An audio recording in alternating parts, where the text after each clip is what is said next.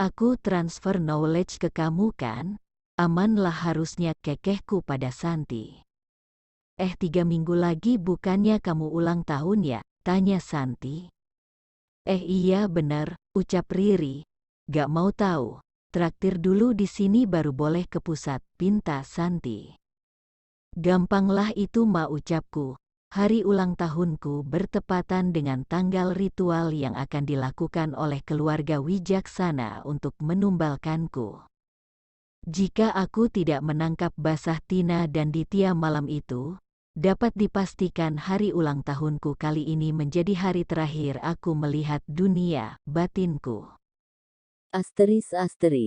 2 minggu sebelum keberangkatanku ke kantor pusat, Ditya mengabarkan bahwa hari Sabtu ini dia akan melamarku. Aku mengajukan cuti 2 hari, dengan alasan akan mempersiapkan lamaran. Tina, Riri dan Sinta berjanji akan datang ke acara lamaranku. Walaupun berada di kota yang sama, jarak antara tempat kami bekerja dengan rumah nenek sekitar 2 jam menggunakan mobil. Rencananya mereka akan nebeng mobil Tina jam 7 pagi. Jumat malam, aku meminta nenek dan Dipta berkumpul di ruang tamu. Nek, Dip, ada hal yang harus Lita kasih tahu, lirihku. Ada apa nak? Tanya nenek. Jika besok terjadi hal yang tidak diinginkan, Lita mohon nenek dan Dipta tetap berada di sisi Lita dan percaya sama Lita, ucapku. Ada apa mbak? Tanya Dipta penasaran. Mbak cuman minta itu doang, besok mbak janji ceritain semuanya, lirihku. Nenek percaya sama kamu, nenek menggenggam tanganku lembut. Dipta yang biasanya jahil dan selalu usil hanya mengangguk melihat raut wajahku yang serius. Walaupun kami seperti kucing dan anjing yang tidak pernah akur, namun kami tetap saling menyayangi. Keesokan harinya aku memakai dress panjang berwarna putih. Tidak lupa aku mengaplikasikan make up minimalis. Nenek dan Dipta memakai batik yang seragam. Sekitar jam 10 pagi semua orang sudah berkumpul di rumahku. Iring-iringan keluarga wijaksana juga sudah datang. Teman-temanku sudah duduk di sampingku. Ditya terlihat sangat tampan memakai batik berwarna coklat dan celana hitam. Dia duduk di samping Pak RT dan Pak Kades, sedangkan orang tuanya duduk di belakang Ditya. Pak Kades membuka acara dan menyampaikan sepatah dua patah kata dan menyampaikan ucapan selamat atas lamaran kami dan mendoakan agar lancar sampai akad nikah.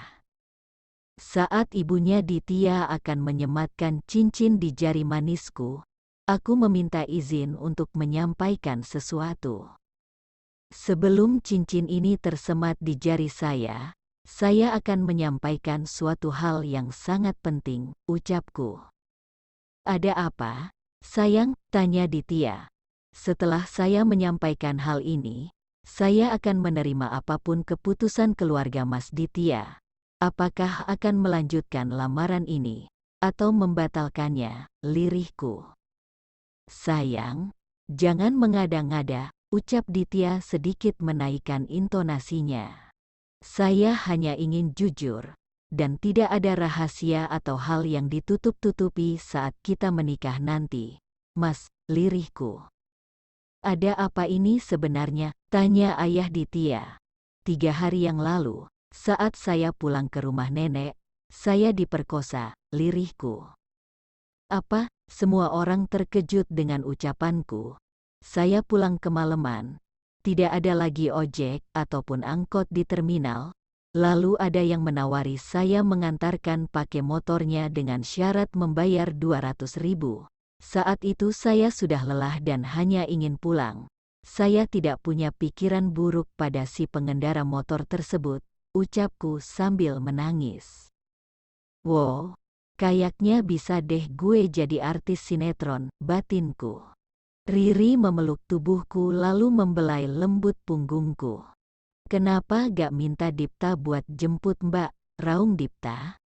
HP mbak habis baterainya, ucapku masih terisak.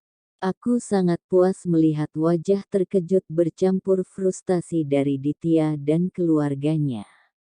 Mereka pasti sangat frustasi sekarang, waktu persembahan tumbal tinggal 1 minggu lagi, di mana mereka mendapatkan gadis perawan yang lahir di tanggal 17 Jumat Kliwon dan saat bulan purnama.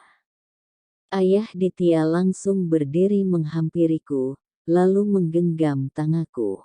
Dia melirik cincin dengan batu aki berwarna hijau yang dipakai di jari tengahnya. Seingatku saat pertama kali aku berkunjung ke rumah Ditya, ayahnya melakukan hal yang sama padaku. Saat aku mencium tangannya, dia memegang tanganku cukup lama. Saat itu batu aki hijau di cincinnya menyala, sempat aku berpikir salah lihat pada saat itu. Namun sekarang, batu aki di cincin itu tidak mengeluarkan cahaya seperti dulu. Ayah Ditya melirikku dengan tatapan membunuh. Dasar jalang, bagaimana bisa kau tidak bisa menjaga kehormatanmu, ucapnya dengan suara menggelegar. Aku cukup kaget mendengar ucapan ayah Ditya. Beliau terkenal dengan sosok ramah dan bijaksana. Sekarang dia memperlihatkan wajah Aslinfa. Tidak cukup memakiku, ayah Ditya mencekikku. Dengan sigap Pak RT dan Pak Kades juga Dipta menolongku. Bapak apa-apaan? Dipta mengamuk dan hampir menghadiahkan bogem mentah pada ayah Ditya jika tidak dihalau oleh Pak RT. Sepupu Ditya mengamuk dan memukul-mukul dinding rumah nenek, sedangkan adiknya membalikkan meja hingga makanan terjatuh ke lantai.